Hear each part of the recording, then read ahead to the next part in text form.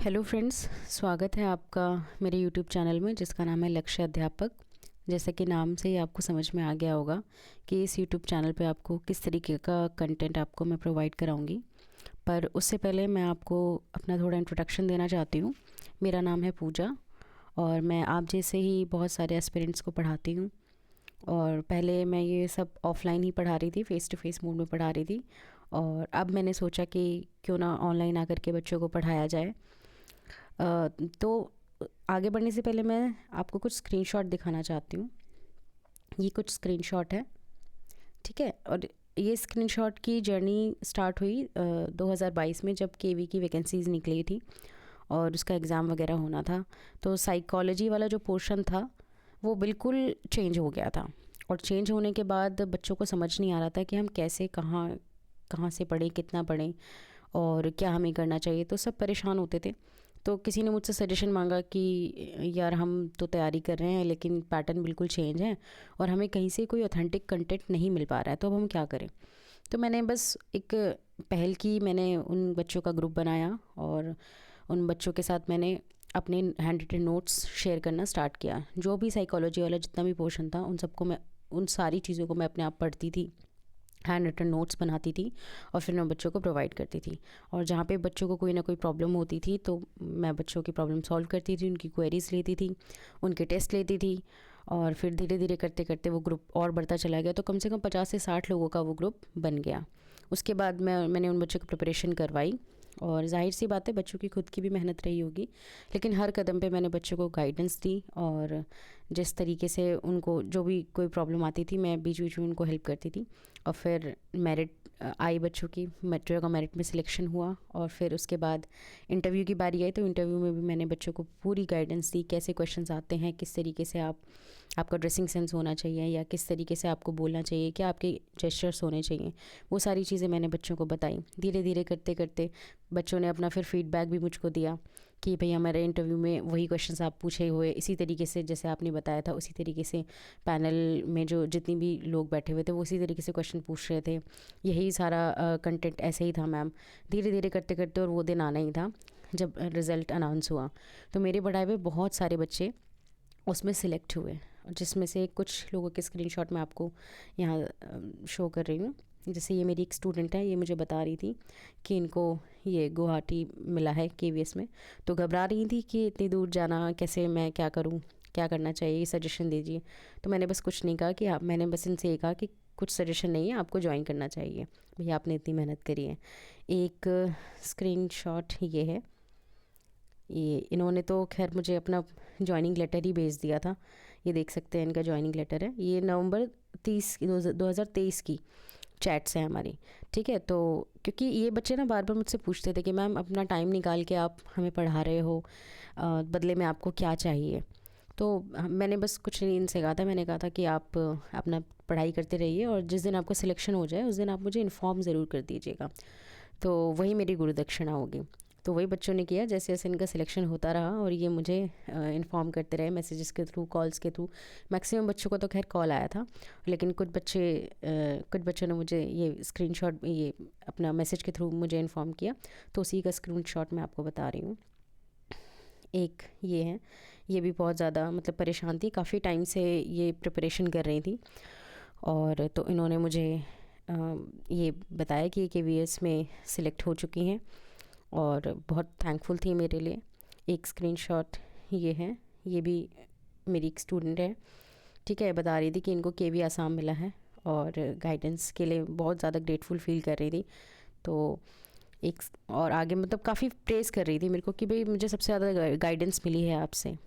तो ये सब स्क्रीनशॉट दिखाने का मेरा मकसद यही है कि आपको पता चले कि भाई इस चैनल पे जो कंटेंट मैं आपको प्रोवाइड करूँगी उसकी ऑथेंटिसिटी क्या होगी, है ना। सिर्फ आपको वीडियोस प्रोवाइड करना या पीडीएफ्स प्रोवाइड करना वो मेरा मकसद नहीं है। मेरा मकसद है कि आपका सिलेक्शन हो, ठीक है। तो आप जैसे कि आप देख रहे हैं कि डीएसएसबी के ने अभी अपनी डेट अनाउंस कर दी थी, फिर वापस से अपनी डेट उसने वापस ले ली और अभी तक कोई नोटिफिकेशन नहीं है एग्ज़ाम का। तो इसका मतलब क्या है कि हमारे पास जितना भी टाइम बचा हुआ है उस टाइम में हम ऐसी प्रिपरेशन करें कि हमारा सिलेक्शन हो जाए। पढ़ने के लिए तो बहुत कुछ है यूट्यूब पर और बाकी ऐप्स में, बाकी वेबसाइट में बहुत सारी वेबसाइट वगैरह हैं, ऐप्स हैं और कंटेंट इतना सारा है पढ़ने के लिए। लेकिन आपको क्या पढ़ना है, क्या नहीं पढ़ना, वो सबसे ज़्यादा इम्पॉर्टेंट है कि हम कहाँ से सेग्रीगेशन करें, कितनी चीज़ें हमको कहाँ से कितनी पढ़नी है। क्योंकि सिर्फ एक CDP वाला पोर्शन नहीं है ना, इसके अलावा आपके जर्नल पेपर भी है। पेपर 1 में मैथ्स है, हिंदी है, रीजनिंग है, इंग्लिश है, बहुत सारी चीज़ें हैं। तो हम क्या सारा टाइम इसी पे लगा दें अपना CDP प्रिपेयर करने में? नहीं, है ना। तो मेरी ये आपके साथ ये कोशिश रहेगी कि आने वाले इस टाइम में मैं आपको CDP के लिए ऐसा कंटेंट प्रोवाइड करूं जिसमें आप कम टाइम में बहुत कुछ, जैसे कहते हैं ना गागर में सागर ढूंढना, आप कम टाइम में बहुत सारी चीज़ें, बहुत सारे कंसेप्ट आपके क्लियर हो जाएं। तो मेरी आने वाली वीडियोस रहेगी NIOS की सीरीज़ पे। जैसा कि आप सभी को पता है कि DSSB कहाँ से क्वेश्चन पूछता है, देखो ये तो किसी के पास कोई गारंटी नहीं है, ठीक है। लेकिन किसी भी एग्ज़ाम को प्रिपेयर करने के लिए हमें बहुत ज़्यादा इंपॉर्टेंट हमारे लिए होता है कि किसी ऑथेंटिक सोर्स से पढ़ना। और वो ऑथेंटिक सोर्स कुछ मैं आपको बता देती हूँ, जैसे 11th-12th की साइकोलॉजी की बुक है और साथ के साथ हमारे इग्नू के जो B.Ed की बुक्स हैं वो भी हमें हेल्पफुल रहेंगी। साथ के साथ NIOS के DLED के नोट्स, ये सारे जो मटेरियल मैं आपको बता रही हूँ ये बहुत ही ज़्यादा ऑथेंटिक है। किसी भी CDP के एग्ज़ाम जहाँ पे भी CDP पूछा जाता है उसको प्रिपेयर करने के लिए। तो अब मैं बात करूँ NIOS के नोट्स की, तो NIOS में इतने सारे ब्लॉक्स और इतनी सारी यूनिट्स हैं, उनको एक साथ कवर कर पाना, कई बार बच्चे इसी चीज़ से घबरा जाते हैं कि भाई इतने सारे ब्लॉक्स हैं, हम शुरुआत कैसे करें। तो इसी चीज़ का सोल्यूशन मैं आप लोगों के लिए लेके आई हूँ, क्योंकि उन बुक्स में बहुत सारा कंटेंट है। इस कंटेंट को मैंने क्रिस्प फॉर्म में प्रिपेयर किया है और ये कंटेंट मैंने तब बनाया था जब बच्चे मेहनत कर रहे थे या बच्चे अपनी प्रिपरेशन कर रहे थे, तो इनके साथ मैंने लग के इस कंटेंट को प्रिपेयर किया और एक क्रिस्प फॉर्म में इनके सामने रखा और इनको कहीं ना कहीं किसी मतलब दोनों ही एग्ज़ाम में वो हेल्पफुल रहा, चाहे वो KVS हो या फिर DSSB हो। तो सेम चीज़ मैं उम्मीद करती हूँ कि मेरे जो बनाए हुए नोट्स हैं या जो कंटेंट है मेरा, वो आप लोगों को भी बेनिफिट उससे मिले। किसी भी एग्ज़ाम की प्रिपरेशन को करने के लिए ना सबसे ज़्यादा इम्पॉर्टेंट होता है क्या पढ़ना है, उससे भी ज़्यादा इम्पॉर्टेंट होता है क्या नहीं पढ़ना है, ठीक है। तो कंटेंट बहुत सारा है, बहुत सारी चीज़ें हैं पढ़ने के लिए, लेकिन क्या पढ़ना है उससे ज़्यादा इम्पॉर्टेंट है क्या छोड़ना है। तो इसी चीज़ के लिए मैं आपके साथ अब आने वाली वीडियोस में अपनी एक जर्नी स्टार्ट कर रही हूँ, जिसमें मैं NIOS की सीरीज़ स्टार्ट करूँगी। और आप यकीन मानिए मैं अपनी वीडियोस में किसी भी तरीके का कोई फालतू कंटेंट आपको प्रोवाइड नहीं कराऊंगी। किसी पर्टिकुलर कोर्स के, NIOS के पर्टिकुलर किसी एक कोर्स के, किसी पर्टिकुलर एक ब्लॉक में की यूनिट का जितना पोर्शन इम्पॉर्टेंट है, मैं आपको उतना ही पोर्शन एक क्रिस्प फॉर्म में आपके सामने प्रोवाइड कराऊंगी।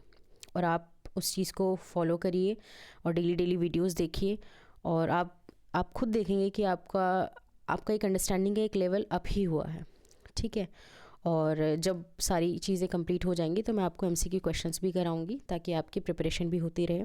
लेकिन उससे भी ज़्यादा इम्पॉर्टेंट है कि आप कभी भी किसी सिर्फ एक वीडियो चैनल के थ्रू या किसी एक पर्टिकुलर कंटेंट पे आप लोग फोकस्ड मत रहिए, ठीक है। सिर्फ उसी पे आप निर्भर मत होकर रह जाइएगा। मैं आपको बोलूँ कि भाई मैं वीडियोस बनाऊंगी बस, इससे बाहर तो कुछ नहीं आएगा, पर ऐसा कुछ होता नहीं है। मेरी जो वीडियोस हैं वो आपको एक पर्टिकुलर गाइडेंस देने के लिए है, ठीक है। आपको हेल्प करेंगी बहुत ज़्यादा, लेकिन मेहनत आपको क्या करनी पड़ेगी कि आपको बहुत ज़्यादा मॉक टेस्ट आपको देने पड़ेंगे। आप टेस्ट सीरीज़ ज्वाइन कीजिए, मॉक टेस्ट सॉल्व कीजिए, बहुत सारे क्वेश्चंस MCQ फॉर्म में जितने भी होते हैं वो उनको आप सॉल्व कीजिए। क्यों? क्योंकि अब DSSB ना फैक्चुअल क्वेश्चन नहीं पूछता है, अब वो अप्लाइड फॉर्म में क्वेश्चन पूछता है। जैसे आप लोग देख भी रहे होंगे फैक्ट बेस्ड क्वेश्चन का चलन अब चला गया। तो जितने भी कॉन्सेप्ट मैं आपको NIOS के पढ़ाऊँगी उन चीज़ों को आप अप्लाई कैसे करोगे, है ना। अप्लाइड फॉर्म में अगर क्वेश्चन आपके पास सामने आता है उसको कैसे सॉल्व करोगे, तो वो चीज़ आपकी कहाँ से सॉल्व होगी, जब आप टेस्ट सीरीज़ या MCQ आप सॉल्व करोगे।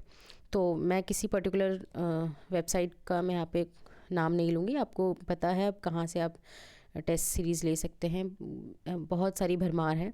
तो आपको जहाँ से भी जो भी अच्छा लगता है वहाँ से आप टेस्ट सीरीज़ फॉलो कीजिए, मैक्सिमम क्वेश्चंस कीजिए। ये मैक्सिमम क्वेश्चंस करना आपकी कंडीशनिंग कर देगा। जब आप एग्ज़ाम हॉल में बैठेंगे ना तो आपको खुद समझ में आ जाएगा कि हमें कैसे कैसे प्रॉब्लम सॉल्व करनी है, कैसे कैसे क्वेश्चन को अटैम्प्ट करना है, ठीक है। तो ये मेरा एक पहला वीडियो है, ये सिर्फ इंट्रोडक्शन वीडियो है मेरा। और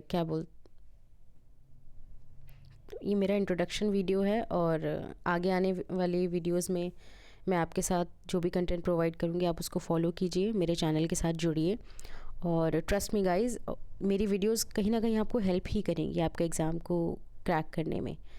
और आशा करती हूँ आपको मेरी पहली वीडियो पसंद आई होगी। इस चीज़ को लाइक कीजिए, मेरे चैनल को सब्सक्राइब कीजिए, मेरे साथ जुड़िए और मेरी वीडियोस को देखते रहिए। तो मिलते हैं आपसे अगली वीडियोस में। Thank you so much.